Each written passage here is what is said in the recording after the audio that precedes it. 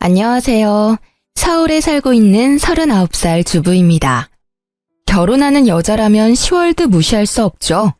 저도 마찬가지로 결혼 전 시월드에 대한 걱정을 아예 안 할 수가 없었어요.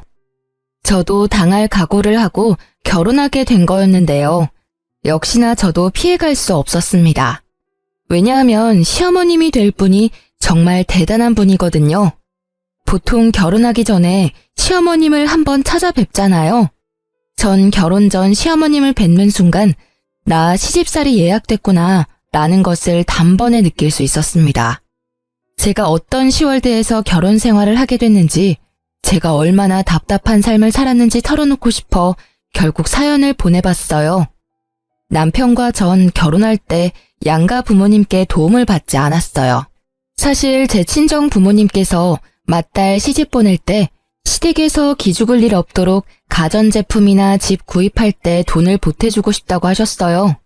저도 받고 싶은 마음이 있긴 했었지만 시댁에서는 결혼할 때 도와주는 부분이 일절 없기 때문에 저도 받지 않기로 했어요. 시댁에서 도와주는 게 없는데 친정 부모님께 지원을 받게 되면 아무래도 남편이 많이 불편해할 것 같고, 남편도 이왕 이렇게 된 거 부모님 도움 없이 결혼하자고 하더라고요.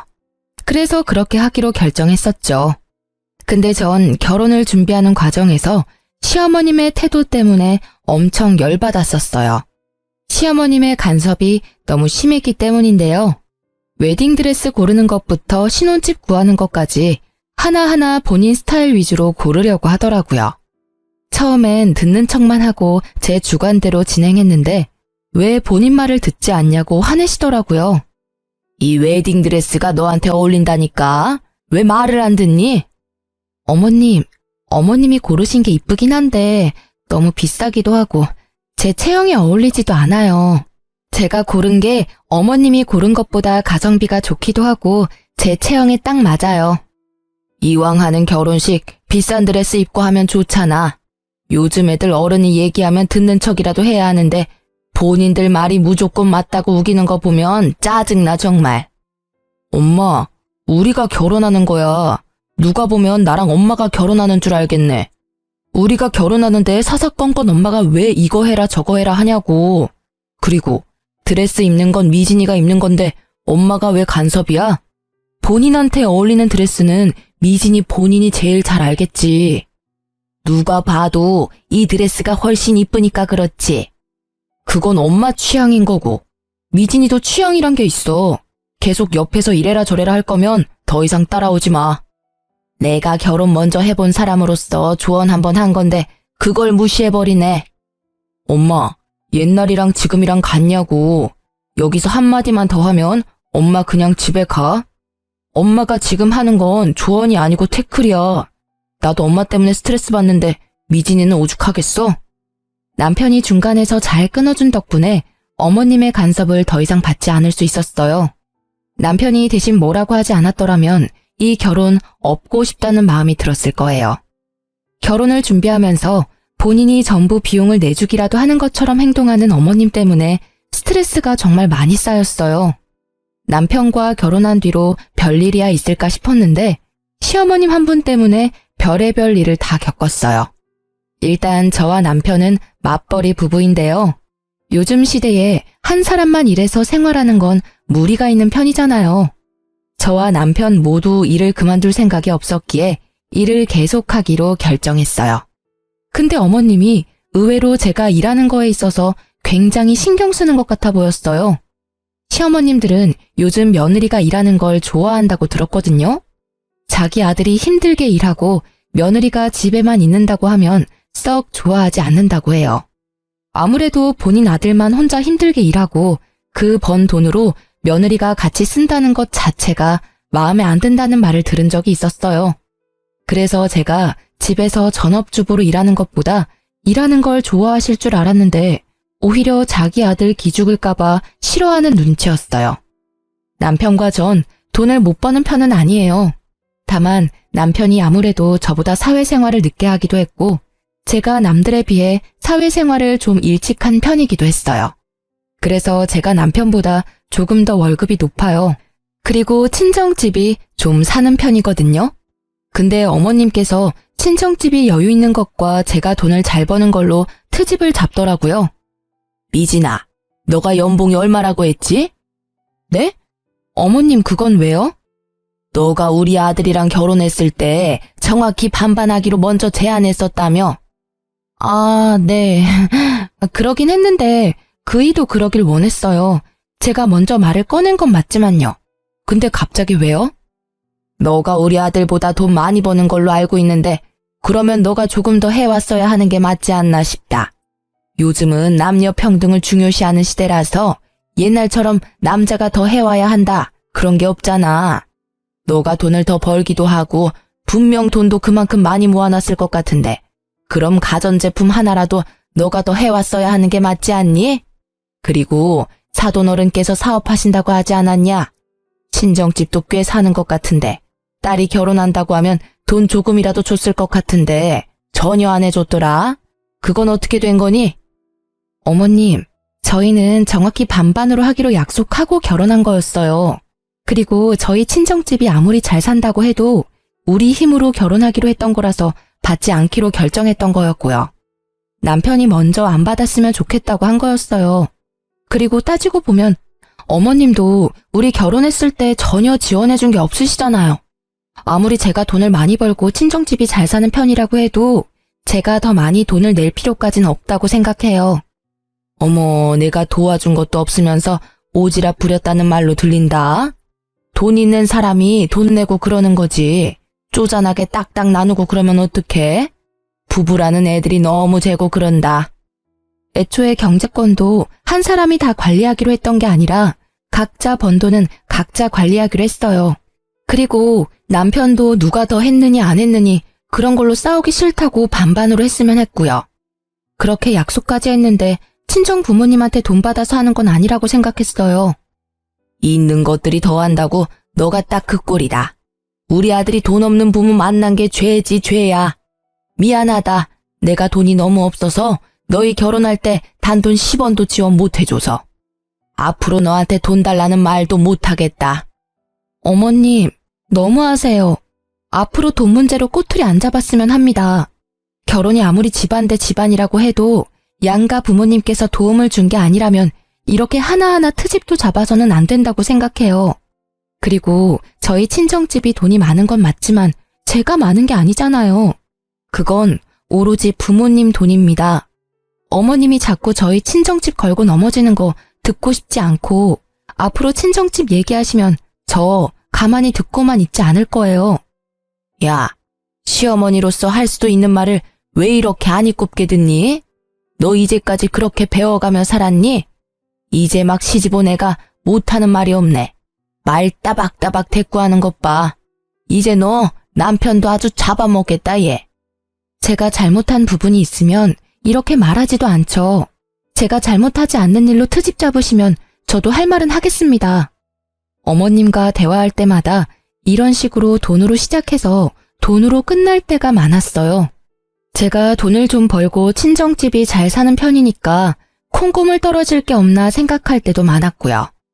본인한테 조금이라도 돈이 들어오지 않거나 자기 아들이 조금이라도 손해보는 것 같으면 항상 자기가 돈이 없는 게 죄라면서 절 항상 나쁜 사람으로 만들더라고요. 제가 조금이라도 반박하면 며느리가 시엄마 잡아먹는다며 피해자 코스프레를 하는 편이신데 남편은 원래 어머님이 이런 성격인 걸 아니까 어머님이 이간질을 해도 믿지 않고 중간 역할을 잘하고 있어요. 그런 어머님께서 제 돈을 제대로 탐한 사건이 있어요. 제가 다니는 회사는 보너스가 자주 나오는 편이에요. 한 번 줄 때마다 나름 많이 주는 편이거든요. 언제 한 번은 제가 회사에서 100만 원 보너스를 받은 적이 있었어요. 보너스는 거의 현금으로 주는 편이라서 이번에도 현금으로 받았었는데요. 제가 현금을 받으면 바로 통장에 입금하지 않고 집에 보관할 때가 많았어요. 그 당시에 주변에 결혼하거나 돌잔치를 하던 친구들이 많은 편이라서 현금이 생기면 되도록 직접 가지고 있었어요. 집에 현금을 따로 보관하는 작은 핸드백이 있었는데 그때도 당연히 그 가방에 100만 원을 넣어놨었어요. 보너스를 받고 난 뒤 보름 뒤에 친구 결혼식이 있었는데요. 그래서 전날 미리 축의금을 봉투에 담아두려고 현금을 담아둔 가방을 찾았는데 그 가방이 없어졌더라고요. 놀란 저는 남편한테 가방이 어디 있는지 물어봤는데 남편도 전혀 모른다고 했어요. 근데 남편이 며칠 전에 어머님께서 김치 두고 간다고 비밀번호를 물어본 적이 있었다고 합니다. 그 순간 어머님이 딱 의심되더라고요. 그래서 저와 남편은 모른 척하고 어머님을 저희 집에 불렀습니다. 어머님, 지난번에 저희 집에 와서 김치 두고 가셨다면서요? 제가 정신이 없어서 감사 인사를 못했네요. 아, 그럼 그때 내가 준 김치 아직도 안 먹어봤겠네? 지금이라도 알았으니 오늘 저녁에 먹어봐. 네. 근데 어머님, 혹시 그때 저희 집에 오셨을 때 제 가방 못 보셨어요? 검정색 핸드백인데요. 아, 그거? 내가 가져갔는데. 지갑이랑 핸드폰만 딱 넣고 다니기 좋아서 내가 가져갔었지. 그건 왜? 어머님, 그래도 그 가방 제 물건인데 말이라도 좀 하고 가져가셨어야죠. 거기 안에 현금 있었죠? 현금? 그건 왜? 그 가방 제가 현금 보관할 때 쓰는 가방이에요. 그거 돈 안 쓰고 그대로 두셨죠? 이따 집 가실 때 제가 집까지 차로 모셔다 드릴 테니까 그 가방 저한테 돌려주세요. 현금 그대로 담아서요. 나 그 현금 좀 썼는데 괜찮니? 어머님, 그 돈 쓰시면 어떡해요? 말도 없이 가방 가져갔으면서 그 현금까지 마음대로 쓰시면 어쩌자는 거예요? 엄마, 도대체 왜 그래? 남의 돈을 왜 마음대로 쓰냐고. 그냥 거기에 돈이 있기도 하고 내가 가방 가져갔는데 한동안 말이 없길래 당연히 까먹은 돈인가 보다 생각하고 썼지. 아이, 그렇다고 그렇게까지 화낼 일인가? 엄마, 그거 도둑질이야. 아무리 까먹은 돈이라고 해도 그렇지. 그걸 왜 엄마가 혼자 판단하고 써? 얼마나 썼길래 그래? 50만 원 정도 썼어. 그 가방 안에 있던 돈은 보너스 100만 원 말고도 여윳돈 200만 원이 더 있던 상태였어요. 총 300만 원이 있었던 상태인데 어머님께서는 그 중에서 50만 원을 이미 썼다고 합니다. 처음엔 어머님이 쓰신 돈 안 받고 남은 금액만 돌려받을까 생각했었는데 어머님이 괘씸하기도 해서 돌려받기로 했습니다. 남편도 그렇게 하자고 했었고요. 저와 마찬가지로 어머님의 행동에 화가 많이 났었고 실망했다고 해요. 그래서 남편은 오히려 2배로 돌려달라고 말하기까지 했더라고요. 남편이 화를 크게 내니까 그 화를 이기지 못한 어머님께서 결국 저희한테 2배로 돌려주셨어요. 남은 금액도 그대로 돌려받았었고요. 엄마한테 그 돈 주는 게 그렇게 아깝냐고 크게 한 소리를 듣긴 했었지만 잘못된 건 바로 잡아야 한다고 끝까지 돌려받기로 했어요. 그 뒤로 한동안 어떤 일도 일어나지 않고 잠잠하게 지내고 있었는데 방심하고 있을 때 일이 하나 더 터졌어요. 제가 야근하지 않고 일찍 퇴근한 적이 있어요. 오랜만에 일찍 퇴근한 김에 남편과 외식하려고 기분 좋게 집에 가고 있었어요.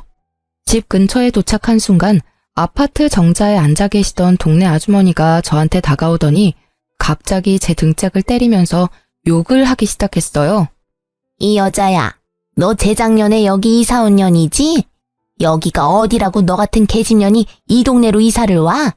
술집에서 몸이나 판 년이 눈만 높아가지고. 아무리 저렴한 여자라도 수준 높은 집은 알아가지고 너 때문에 우리 아파트 집값 떨어지면 책임질 거야? 당장 이사가. 그게 무슨 말씀이세요? 제가 몸 팔던 년이라니요. 너 술집 다닌다는 소문 내가 다 들었다. 너 시애미한테 다 들었어. 아무리 직업에 귀천이 없다고 하지만 넌 너무 천하다 천해. 시애미 말로는 너가 자기 아들이랑 결혼하고 싶다고 애걸복걸 엄청 했다고 하던데. 맞지? 아무리 천해도 그렇지 분수에 맞게 살아야지. 여기가 어디라고 너같이 천한 애가. 그리고 아무리 돈이 없는 년이라고 해도 뭐라도 들고는 와야지. 몸만 달랑 갖고 올 수가 있니? 제가 동네 아주머니 붙잡고 자세히 얘기 좀 해달라고 부탁했습니다. 알고 보니 시어머님께서 저에 대해 안 좋게 소문을 내고 다녔다고 합니다. 제가 남편과 살고 있는 아파트는 어머님 집과도 가까운 아파트 단지라서 제가 살고 있는 아파트 주민들 중에서 저희 어머님과 친한 아주머님들이 몇 분 계십니다. 저와 남편이 결혼 허락을 받았을 당시 어머님께서 반대를 심하게 하셨어요. 그 당시 어머님께서 워낙 반대를 심하게 하는 바람에 결혼을 못하게 될 뻔했는데 어머님도 저와 남편이 당연히 결혼하지 않을 줄 알고 뒤에서 동네 사람들한테 제 흉을 보고 다녔던 거였어요. 그것도 사실이 아닌 이야기들로 말이에요. 제가 술집에서 굴렀던 여자다, 돈이 없는 거지 집안에서 태어난 여자다, 남편 등골 빼먹는 여자다 등등 유언비어를 하고 다녔더라고요. 당연히 제가 남편과 결혼하지 않을 거란 생각에 그랬던 거였고요. 이 사실을 동네 아주머님께 듣고 나서 화가 난 저는 그대로 남편에게 말했습니다. 남편은 그 사실을 듣고 어머님께 바로 찾아가서 이 소문을 낸 사람이 엄마가 맞냐면서 따지기 시작했는데요. 엄마, 오늘 미진이가 아파트 옆 라인에 사는 아줌마한테 엄마가 낸 소문 다 듣고 왔대. 거지 근성이 있네 마네 그런 소리 전부 다 듣고 왔다는데? 엄마가 낸 소문 맞아? 어? 그게 무슨 말이야? 내가 이상한 소문을 내다니. 난 그런 적 없다. 아무리 내가 입이 가볍다고 해도 며느리에 대해 안 좋게 말하고 다니겠니? 엄마가 미진이에 대해서 안 좋게 소문낸 사실 맞냐고. 남편이 어머님을 계속 추궁하니 어머님은 솔직하게 인정하고 터놓았습니다. 어머님이 인정하는 순간 얼마나 열받던지 어머님 한 분 때문에 동네에서 얼굴을 들고 다니지 못하게 됐습니다. 얼마나 황당하던지. 맞아. 근데 엄마 그렇게 심한 말은 한 적 없어. 너희 결혼 전에 얘기했던 말들이고 그냥 너희 둘이 당연히 결혼 안 할 줄 알고 한 말들이야. 그냥 미진이가 마음에 안 든다는 식으로만 말했었어. 그 아줌마들 정말 미친 거 아니니? 아무리 내가 그렇게 말하고 다녔다고 해도 그걸 왜 내 며느리한테 직접적으로 말할 수가 있니? 거짓말 하지 말고. 내가 엄마 때문에 창피해서 얼굴을 들고 다닐 수가 없어. 욕할 사람이 없어서 며느리 될 사람 욕을 하고 다녀? 그것도 우리가 사는 동네 아줌마들한테. 그 아줌마가 미진이한테 술집 년이 집값 떨어지게 왜 이 집에서 사냐는 식으로 말했대. 이 사람이 뭘 그렇게 잘못했다고 그런 소문을 내고 다녀. 우리 앞으로 여기 어떻게 살라는 거야? 그땐 홧김에 그랬던 거였어. 절대 악의는 없었단 말이야. 그렇다고 무작정 찾아와서 나한테 따지면 어떡해? 난 한두 사람한테 말했을 뿐이야. 이렇게 동네 사람들한테 다 퍼질 줄은 몰랐어. 아이고, 그 놓친네 주둥이 겁나 가볍네. 벌써 동네 사람들 귀에 다 들어갔단 말이지? 그래, 내가 다 잘못했고 지금은 너희에 대해서 아줌마들한테 말하지 않아. 지금도 그렇고 앞으로 그런 일 절대 없을 거야. 옛날 일이니까 용서해줘. 어머님은 약 2년 전쯤에 한 아주머님께 말했다고 해요. 근데 그 말이 2년 정도 지난 후에야 소문으로 퍼졌다고 하는데요. 어머님 말씀으로는 그 당시에 저에 대해 잘 모르던 때라 없는 집 애처럼 보인다, 술 잘 마시게 생겼다. 이런 식으로 밖에 말하지 않았다고 합니다. 근데 그 소문이 소문을 낳게 되고 결국 제가 몸이나 굴리는 여자라는 식으로 소문이 났다고 해요. 전 지금껏 살면서 부끄러운 행동을 한 적이 없는데 어머님 때문에 이 결혼을 왜 한 걸까 그런 생각을 잠깐 해보게 됐어요. 어머님이 제 인생의 오점이라는 생각도 해보기도 했고요. 누구 말을 믿어야 할지 모르겠지만 어쨌든 어머님이 저에 대해 안 좋게 소문을 내고 다닌 사실은 맞는 거라 전 어머님께 엄청 많이 실망을 하게 됐었죠. 어머님도 본인이 크게 잘못한 걸 알고 있는지 저한테 미안하다고 사과하더라고요. 평소엔 본인이 먼저 사과를 하는 타입이 아닌데 이번엔 순순히 사과를 하더군요. 그리고 소문이 너무 과하게 퍼진 상태였고 아무리 설명을 해도 동네 아줌마들이 제 말을 전혀 믿어주지 않길래 결국 저희 부부는 이사 가기로 결정했어요. 인프라가 좋았던 동네였고 회사랑도 가까웠던 곳이라서 편하게 살았었는데 이사 갈 때 많이 아쉬웠어요. 급하게 집을 팔았던 거라서 크게 이득 본 것도 없었고요. 우리가 이사 간다고 하니 어머님께서 포장이사 비용을 내주시기까지 했네요. 남편이 어머님께서 포장이사 비용조차 내주지 않았더라면 화가 쉽게 풀리지 않았을 거라고 해요. 그래도 어머님이 반성을 많이 한 눈치라서 그냥 이번 일은 묻기로 했어요. 이렇게 사람 속 썩이는 짓만 골라서 하는 어머님 때문에 마음 편할 날이 없었는데요. 그런 어머님께서 사고를 또 치게 됐습니다. 어머님은 원래 사업을 몇 번 해보신 분이에요. 근데 그 사업이 전부 망해서 문제가 됐는데요. 사업 욕심이 많으신 어머님은 이미 사업만 2번 망한 경험이 있으신데요. 그래서 이미 빚이 어느 정도 있는 상태였어요. 사업 문제로 인해 시아버님과도 크게 싸움으로 번져 이혼까지 했었고요.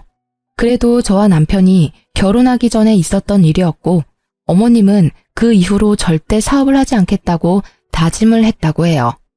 근데 어머님께서 팔랑귀라서 옆에서 조금만 바람을 불어도 그 말에 확 넘어가는 편이에요. 그래서 안 하겠다던 사업을 갑자기 한다고 했어요. 그 말을 듣게 된 저희 부부는 안 된다고 말했죠. 옆집에 사는 아저씨가 고깃집 운영하는 거 알지? 그 사람이 한 달에 순수익만 2천만 원은 된다더라. 나도 그 아저씨 따라서 고깃집 운영 좀 해볼까 봐. 사업이라니. 엄마 예전에 삼계탕집 했다가 제대로 망했으면서 이번에도 식당을 하겠다고? 그만 좀 해.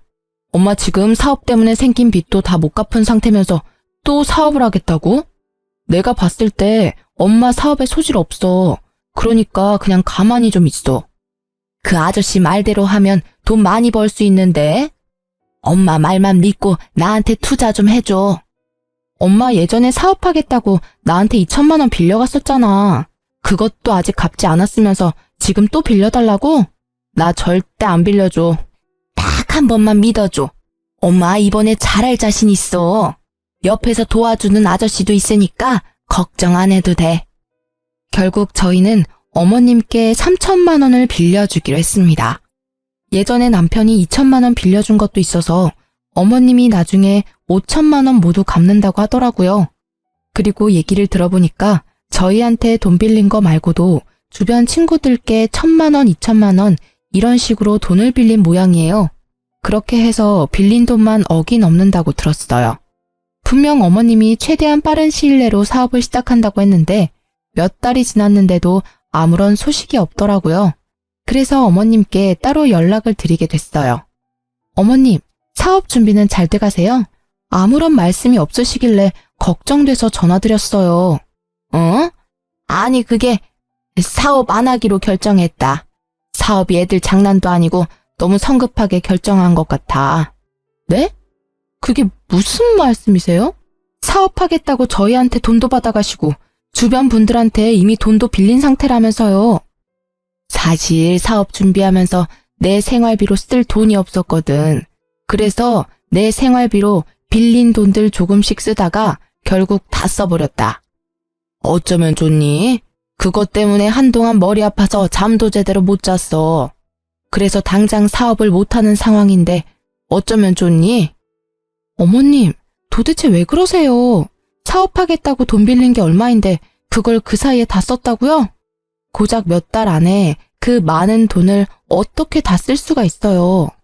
어쩌다 보니까 그렇게 됐어. 이진아, 정말 미안한데 돈 빌려준 친구들이 자꾸 돈 갚으라고 난리도 아니야. 급한 돈만 너가 대신 갚아줄 수 없겠니? 내가 지금 그 큰 돈이 어디에 있겠어. 다 갚아달라는 말은 안 할 테니까 5천만 원 정도만 빌려줘. 어머님, 어머님이 저희한테 빌려간 돈만 5천만 원이에요. 근데 저희 보고 5천만 원을 또 달라는 말씀이시잖아요. 저희가 돈을 그냥 버는 줄 아세요? 저희 이제 돈 없어요. 빌려간 돈이나 빨리 갚으세요.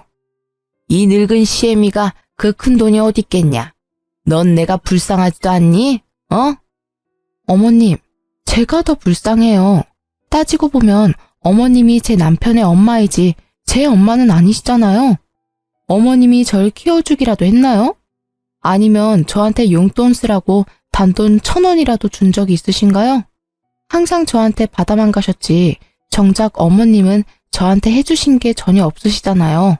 어머님께 뭐 해달라고 바라지도 않을 테니까 제 돈이나 제때 갚으세요. 알겠어요? 너 아니었으면 우리 아들이 진작 갚아줬을 돈인데 여자 하나 잘못 만나서 내가 이 나이에 이렇게 고생하고 있다. 며느리 하나 있는 거 돈 갚으라고 독촉이나 하고 너 아니었으면 내가 사업할 생각도 안 했어. 우리 아들이 나 충분히 먹여 살렸을 텐데. 어머님은 왜 항상 그이한테서만 기대면서 살려고 하세요? 저랑 결혼 안 했어도 그 돈 절대 안 갚아줬을 거예요. 제 남편 언제까지 어머님 호구로만 살 수 없어요. 어머님 아들 불쌍하지도 않나요? 제발 정신 좀 차리세요. 그리고 이런 식으로 항상 불쌍한 척 하지 말고 돈이나 제때 갚으세요. 저희 이제 더 이상 참지 않아요. 넌 내가 불쌍하지도 않니? 혼자 사는 이 시엄마가 불쌍하지도 않냐고. 네, 전혀요. 불쌍한 사람은 어머님이 아니라 제 남편이 불쌍해요. 그러니까 사람 더 구차하게 만들지 마시고 어머님 앞으로 인생 똑바로 사세요. 화가 너무 났던 저는 답답한 마음에 어머님께 얼른 돈부터 갚으라고 말했습니다. 어머님은 늙은 시애미가 불쌍하지 않냐고 하더군요. 전 어머님이 하나도 불쌍하지 않았어요. 오히려 저와 제 남편이 불쌍하면 불쌍했지 어머님이 왜 불쌍하겠어요. 남편도 어머님 때문에 미칠 것 같다면서 한 소리를 했더라고요. 어머님은 자식 새끼 있는 거 다 소용없다고 돈 절대 못 갚는다고 우겼고요. 엄마, 우리가 언제까지 엄마 뒷바라지 다 해야 돼? 우리가 아무리 아직 젊다고 해도 우리도 돈 버는 거 쉽지 않아. 엄마가 사고 친 거 늘 수습해 줄 수 없다고. 우리도 이제 아이도 낳아야 하고 더 넓은 집으로 이사도 가야 하는데 엄마가 사고 친 거 수습하느라고 모아둔 돈 절반 이상이 사라졌어. 엄마도 이제 정신 좀 차리고 살아. 자식한테 부끄럽지도 않아? 내가 널 이제까지 어떻게 키웠는데? 너 이렇게 모질게 엄마 대할 거야? 엄마가 그 많은 돈을 어떻게 혼자 갚겠어? 젊은 너가 좀 도와줘야 하지 않겠냐고. 엄마가 날 언제 잘 키웠다고 그런 말을 해? 솔직히 엄마가 날 키운 게 아니라 나 혼자 잘 큰 거지. 이런 식으로 자꾸 안 갚으려고 하지 말고 당장 갚아요. 안 갚으면 평생 엄마 안 보고 살 거니까 그런 줄 알아요. 뭐? 엄마를 안 보고 산다고? 그래, 평생 보고 살지 말거라. 나도 너 같은 새끼 자식이라고 생각 안 하고 살으마. 그깟 돈 얼마나 된다고 참. 그 말 꼭 지키세요. 안 갚는 순간 우리 바로 소송 겁니다. 그런 줄 아세요. 그리고 돈 갚는 얘기 아니면 나한테 전화하지 말고요. 엄마 얼굴 꼴도 보기 싫으니까. 너 엄마 진짜 안 보고 살 거야? 그리고 소송이라고? 그게 애미한테 할 소리야? 엄마가 나한테 한 행동은 부모로서 잘한 짓이고 나 이제 부모 같지 않은 엄마한테 잘할 필요 전혀 없다고 봐. 그러니까 없는 전까지 떨어지게 만들지 말고 제발 조용히 좀 살아요. 남편도 어머님 때문에 많이 지쳤는데 안 보고 산다는 말까지 하더라고요. 어머님도 그런 남편이 밉고 싫었는지 여자 하나 잘못 만나서 본인 팔자 본인이 망친다는 말을 하면서 저희와 안 보고 산다고 하셨어요. 그 뒤로 어머님은 본인이 살고 있던 집을 팔아서 저희한테 빌린 돈 전부 갚았습니다. 어머님이 집을 팔고 나니까 약 1억 3천만 원 정도 됐다고 하더라고요. 거기서 저희한테 6천만 원 정도 주셨습니다. 어머님이 저희한테 빌려간 돈 5천만 원과 함께 이제껏 이것저것 가져간 자잘한 돈이 많았었기 때문에 총 6천만 원을 저희에게 주셨어요. 그리고 남은 돈이랑 급한 불을 끈 모양입니다. 근데 이제까지 빌린 돈을 전부 갚을 돈은 아니었기 때문에 여전히 독촉 전화를 받는다고 해요. 돈이 급하게 갚기 위해 집을 판 어머님은 한동안 사우나에서 지낸 것 같았어요. 근데 이것도 할 짓이 못 되니까 결국 허름한 단칸방에서 지내고 있다는데요. 그것도 달동네에 있는 곳이라서 집까지 가려면 한참 걸어가야 한다고 해요. 그 뒤로 어머님과 안 보고 살고 있었는데 어머님은 혼자 힘으로 돈 갚는 게 힘드셨는지 몇 달 만에 저희를 찾아왔는데요. 원래 만나고 싶지 않았었는데 그래도 마지막으로 뵙기로 했어요. 어머님, 어쩐 일이세요? 왜 그동안 연락 안 받았니? 100통은 넘게 한 것 같은데. 제가 어머님을 왜 만나야 해요? 원래 우리 안 보고 살기로 한 거잖아요. 그래, 그랬었지. 미진아, 내가 정말 미안했다. 나 용서해 줄 수 없겠니? 내가 너무 철이 없었어. 내가 앞으로 너한테 돈 달라는 소리 안 할게. 그러니까 나 데리고만 살아줄 수 없겠니? 진짜 돈 갚아달라는 말 절대 안 할게. 그냥 나 이 집에서 살기만 해줘. 어머님, 당장 나가주세요. 저 어머님 데리고 살기 싫어요. 저희가 뭘 믿고 어머님을 데리고 살아요? 사람은 절대 변하지 않는데요. 나 너무 힘들다. 제발 나 한 번만 용서해다오. 내가 전생에 얼마나 많은 죄를 짓고 살았길래 이런 인생을 살게 된 거니? 내가 죄가 많아서 그렇다. 죄가 많아서. 한 번만 용서해줘. 내가 정말 잘못했다고. 이게 다 어머님 업보죠. 어머님이 모두 감당하셔야 돼요. 그러니까 더 이상 찾아오지 마세요. 어머님께서 저희 집을 며칠 동안 계속 찾아오더니 결국 친정집에도 갔었어요. 아무리 급해도 찾아갈 곳이 따로 있는 건데 참 뻔뻔하다는 생각이 들었습니다.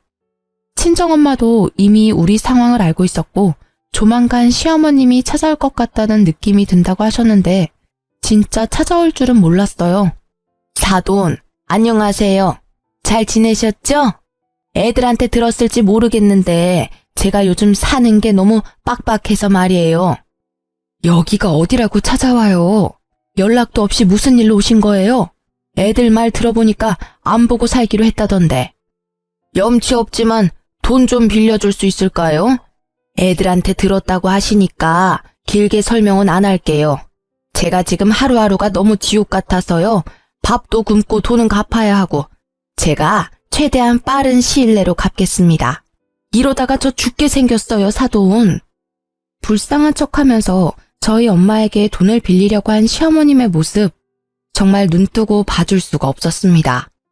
참다 못한 제 친정엄마는 바가지에 물을 담아서 시모 얼굴에 뿌려버렸는데요. 홀딱 젖은 시모는 할 일을 잃고 부들부들 떨면서 가만히 있었습니다. 여기가 어디라고 찾아와요? 인생 얼마나 허투루 살았길래 돈 빌릴 사람 한 명도 없습니까?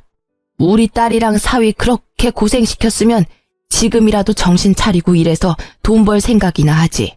아직도 그렇게 궁상맞게 돈 빌리고 다니세요? 지금 사돈이 지옥처럼 사는 건 그동안 애들한테 하던 행동들에 대한 죗값을 받는다고 생각하세요. 다 큰 어른이 됐으면 애들한테 본보기가 돼야지. 애들도 안 하는 짓을 왜 하고 다니십니까? 제발 이 냉수 맞고 정신 좀 차리세요. 그리고 앞으로 우리 애들 집에 절대 찾아가지 마시고요. 어머님은 우리 친정엄마한테 냉수마찰을 제대로 당하고 난 뒤 그 뒤로 저희를 찾아오지 않았어요. 얘기 들어보니까 어머님 앞으로 지금 남은 빚이 3천이라고 합니다. 우리 젊은 사람도 3천만 원 빚 갚는 거 엄청 힘든데 그 연세에 그 큰 금액 갚으려니 더 힘들 수밖에 없어요. 솔직히 저희 그 돈 충분히 갚아드릴 능력 됩니다. 저희 친정집도 물론 가능하고요. 근데 그동안 어머님께서 저희한테 해왔던 일이 있어서 절대 그 돈 갚아주고 싶지 않더라고요. 남편도 어머님께 이제껏 당해온 게 많다면서 너무 힘들어서 못 해먹겠다고 말했고요. 어머님은 결국 일을 하기 시작하셨습니다. 본인 이름으로 대출을 받을 수도 없는 상태라서 당장 급한 빚을 갚기에 어려움이 있거든요. 집까지 팔았으니 완전 빈털터리가 된 셈이죠. 어머님은 현재 낮에는 공장을 다니고 밤엔 식당에서 서빙 알바를 하고 있다고 했어요. 어머님께 돈을 빌려준 친구들은 어머님이 일하고 있는 식당까지 찾아가서 당장 돈 갚으라고 한다고 해요. 하지만 어머님은 당장 갚을 돈이 없어서 매달 조금씩 쪼개가며 갚고 있다고 합니다. 식당 사장님께선 매번 이런 식으로 영업 방해할 거면 그만두라고 말했다고 해요. 어머님이 사정사정해서 잘리진 않았답니다. 저 같아도 매일 친구들이 찾아와서 돈 갚으라고 말한다면 자르고 싶을 것 같아요. 그 이후로 어머님과 직접 대면한 적은 없는데 최근에 어머님 근황에 대해 알게 된 게 있었어요. 어머님이 식당에서 설거지를 하다가 주방 바닥에 남아있던 물기 때문에 결국 미끄러져 넘어졌다고 해요. 그래서 그것 때문에 허리 디스크에 걸렸다고 합니다. 현재 디스크가 터진 상태라서 하반신 마비까지 이어질 수 있는 상황이래요.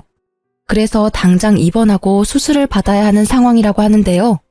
어머님이 현재 상태가 너무 좋지 않은 관계로 어머님 대신 식당 사장님께서 직접 전화하셔서 지금 어머님 상태에 말씀해 주셨습니다.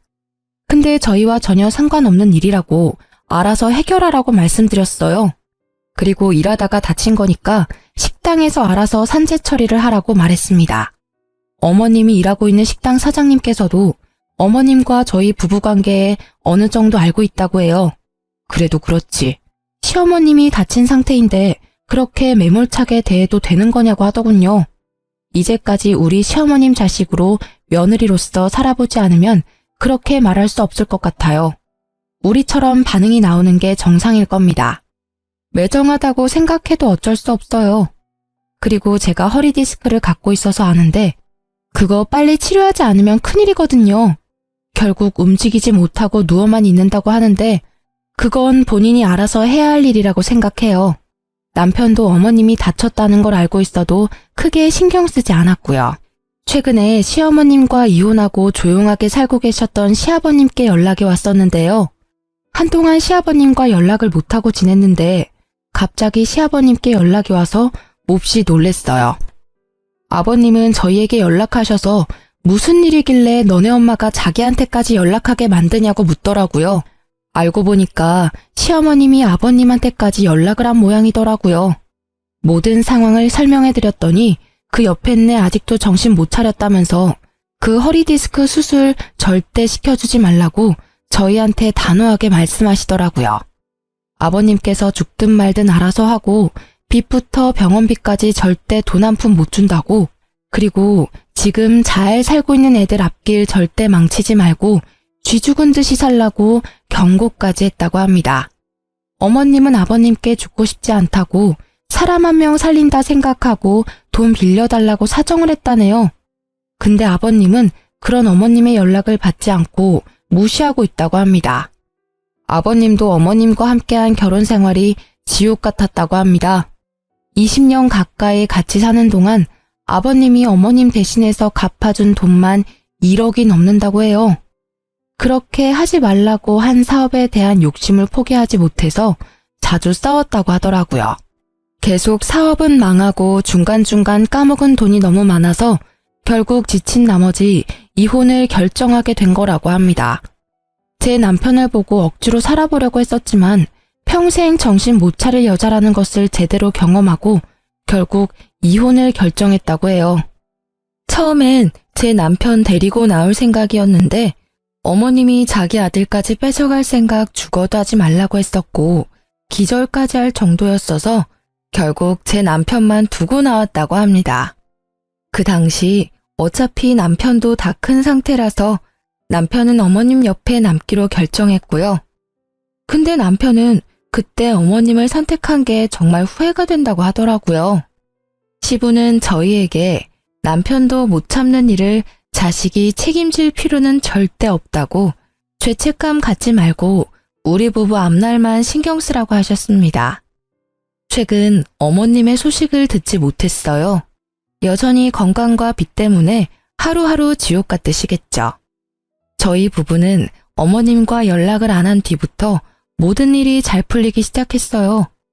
어머님 때문에 아버님과도 연락을 잘 못하고 있었는데 어머님과 연락을 안 한 뒤부터 아버님과 자주 연락하고 살았었습니다. 이혼하게 된 건 다 어머님 때문인데 어머님은 항상 아버님이 자기 그냥 버리고 간 나쁜 사람이었다고 욕을 했었거든요. 그래서 결혼식 올릴 때도 아버님을 초대하지 못했습니다. 항상 그게 마음에 걸렸었는데 이젠 아버님께 최선을 다해 잘해드릴 생각이에요. 남편도 울면서 아버님께 사과했고요. 오히려 아버님은 어른 때문에 자식이 괜히 고생만 하는 것 같다고 미안하다고 사과를 하시더라고요. 그리고 우리 결혼할 때 조금이라도 보태주고 싶었다며 저희한테 주기 위해 이제껏 돈을 모았다고 하더라고요. 무려 7천만 원이란 돈을 주셨습니다.